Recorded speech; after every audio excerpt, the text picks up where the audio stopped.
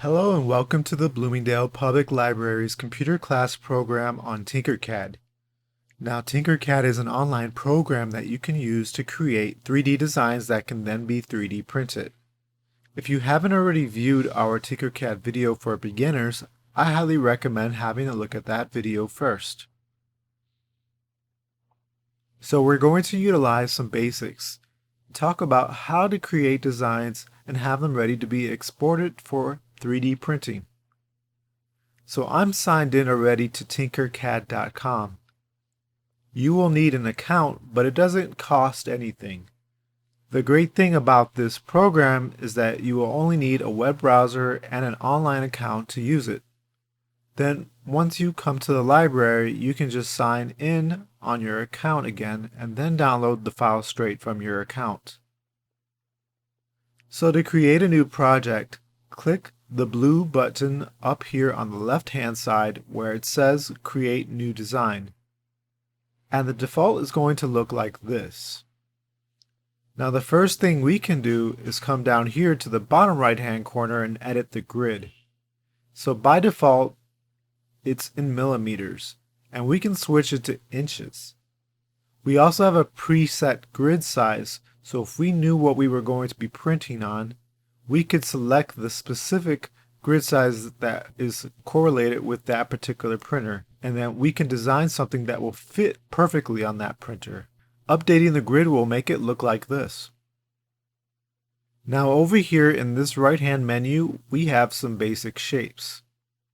To create a design, we can just import a shape and then use the boxes on the side of it to adjust the sizing.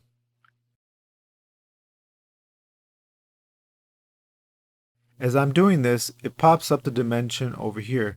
So maybe I wanted this box to be exactly half an inch tall, so I can just click right there and type 0.5 and the box is now half an inch tall. Now to actually create a final design, we'll have to combine multiple objects together. I want to make a simple house, so the first thing I'm going to do is change the work plane. And that's this tool up here, which will allow us then to work on top of the box. So I'm going to grab a roof right here, and maybe I want a little bit of an overhang on it. And then it's just a matter of dragging it out.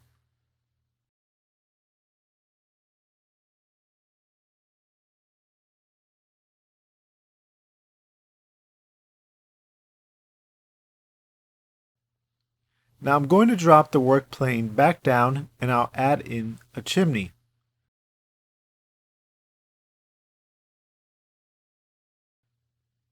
I'm just creating different shapes and then resizing them like so.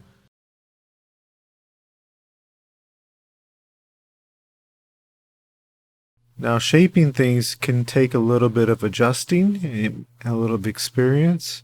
So if you make a mistake, you can always undo the action that you just made by either pressing the undo or by using the keys Control plus Z.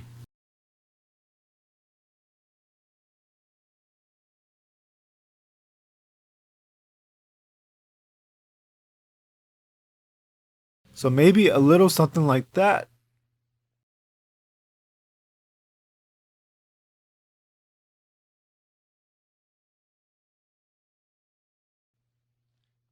And now I've changed the work plane to the front, as I'll create another box and we'll make a door.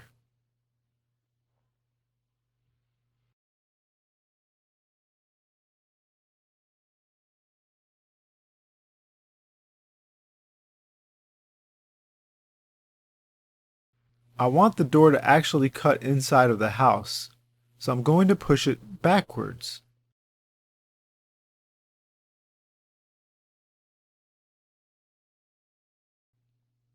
And right now it's on the solid, so whenever we combine all this, it's going to add instead of subtract. But we want it to subtract. So I'm going to change it over into a hole. That way, when we combine everything, it will again subtract. And you'll see that here in a minute. I'm going to do the same thing on the side here. Just create another simple box for a window and then push it inwards.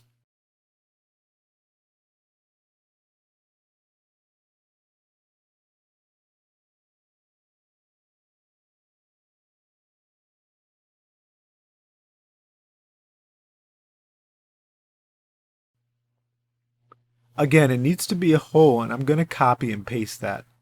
That way we can have two windows, and just move that over.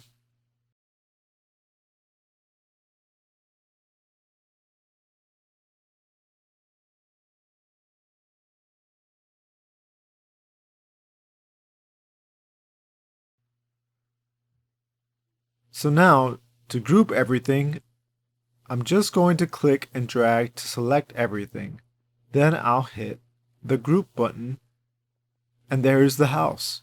You can see it is cut in for the door and windows, and of course we have a solid house, roof, and chimney. So it'd be the exact same process for anything else you wanted to make.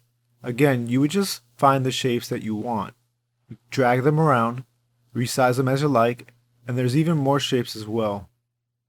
Right now we're just in the basic shape tab, but you can hit the drop down menu and select all sorts of different menus. Now to export it, it's just export button up here in the top right. Then you can select the file type and it will download for you. And that's all there is to it. Feel free to browse through our YouTube videos and playlists for other classes, and also visit our webpage. From there you can take online courses using our LinkedIn Learning link with your library card. Thanks for watching.